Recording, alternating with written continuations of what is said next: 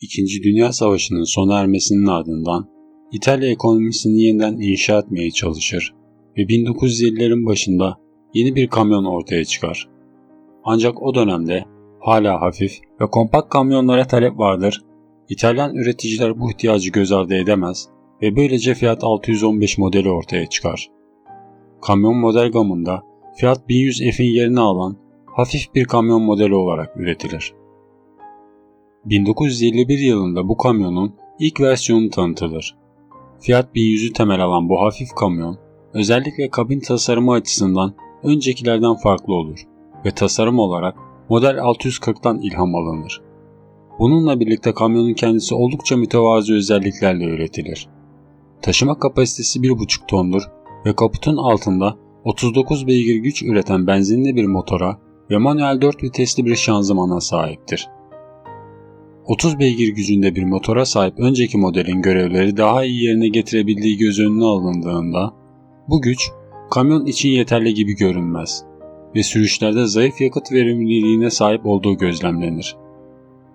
Böylece 1952'de kamyon modernize edilir ve 40 beygir gücünde 1,9 litrelik yeni bir motor ile kullanıcılara sunulur ve daha sonra motor 50 beygir gücüne çıkartılır.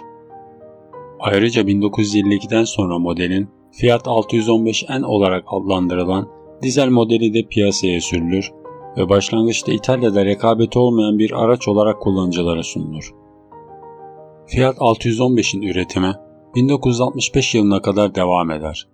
Ayrıca 1958'e kadar Avusturya'da Steyr markasıyla benzinli olarak, Yugoslavya'da ise Zastava markasıyla benzinli olarak lisanslı şekilde üretilir ve piyasada kendisine yer bulur.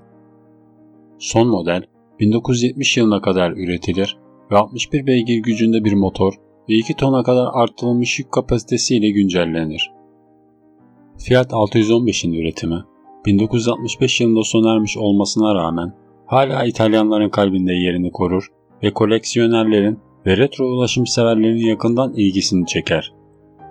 Fiat 615, aynı zamanda Doğu Avrupa'daki benzer modellerin temelini oluşturan, savaş sonrası İtalya'nın mütevazi ama önemli kamyonunun bir sembolü olarak görülür.